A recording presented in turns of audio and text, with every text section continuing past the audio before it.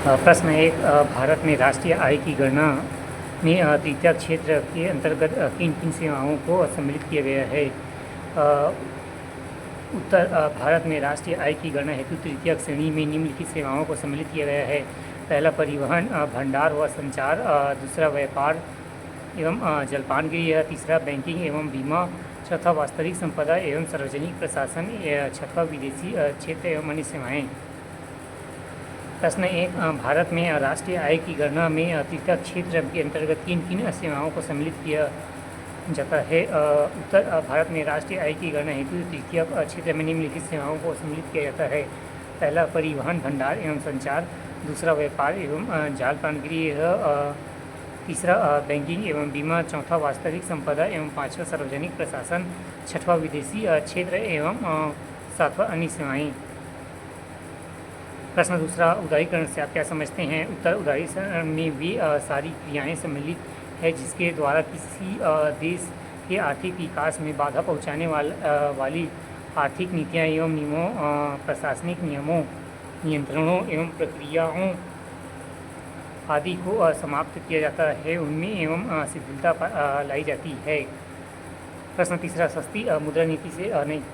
प्रश्न दूसरा, उदारीकरण से आप क्या समझते हैं। उदारीकरण वे सारी क्रियाएं सम्मिलित है जिसके द्वारा किसी देश की आर्थिक विकास में बाधा पहुंचाने वाली आर्थिक नीतियां, नियमों एवं प्रशासनिक नियंत्रणों, प्रक्रियाओं आदि को समाप्त किया जाता है या उनमें शिथिलता लाई जाती है। प्रश्न तीसरा, सस्ती मुद्रा नीति का क्या आशय है।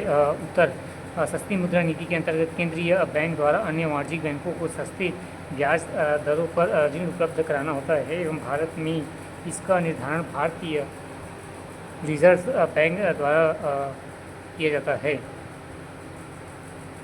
प्रश्न तीसरा, सस्ती मुद्रा नीति का क्या आशय है। उत्तर, सस्ती मुद्रा नीति के अंतर्गत केंद्रीय बैंक द्वारा अन्य वाणिज्यिक बैंकों को सस्ते ब्याज दरों पर ऋण उपलब्ध कराना होता है। भारत में इसका निर्माण भारतीय रिजर्व बैंक द्वारा किया जाता है।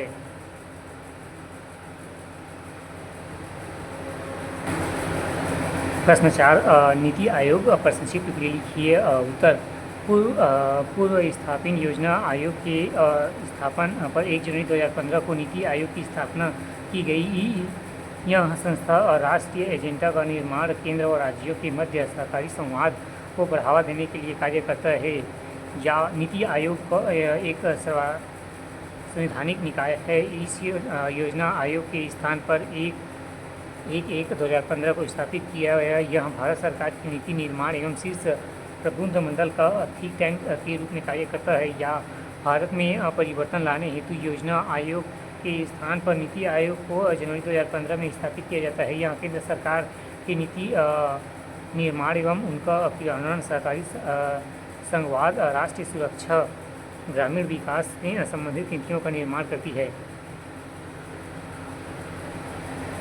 प्रश्न 4, नीति आयोग पर संक्षिप्त टिप्पणी लिखिए।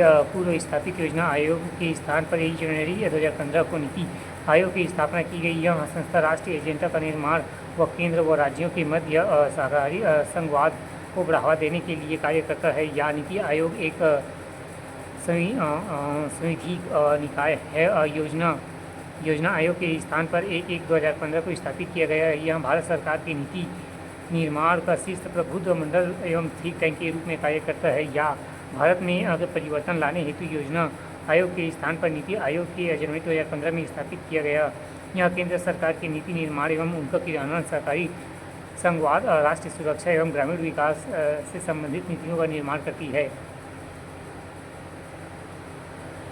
प्रश्न 5, जनगणना वर्ष 2011 के अनुसार छत्तीसगढ़ राज्य में अनुसूचित जनजातियों की अधिकतम प्रतिशत वाले 10 जिलों के भर्ती क्रम में नाम लिखिए। जनगणना 2011 के अनुसार छत्तीसगढ़ में अनुसूचित जनजातियों की अधिकतम प्रतिशत वाले 10 जिलों के नाम है सुकमा, बीजापुर, नारायणपुर, दंतेवाड़ा, कोंडागांव, बलरामपुर, बस्तर, जशपुर, सरगुजा एवं कांकेर है। प्रश्न 5, जनगणना वर्ष 2011 के अनुसार छत्तीसगढ़ में अनुसूचित जनजातियों के अधिकतम प्रतिशत वाले 10 जिलों के नाम घटक्रम में लिखिए। जनगणना वर्ष 2011 के अनुसार छत्तीसगढ़ में अनुसूचित जनजातियों की अधिकतम प्रतिशत वाले 10 जिलों के नाम सुकमा, बीजापुर, नारायणपुर, दंतेवाड़ा एवं कोंडागांव, बलरामपुर, बस्तर, जसपुर, सरगुजा, कांकेर है।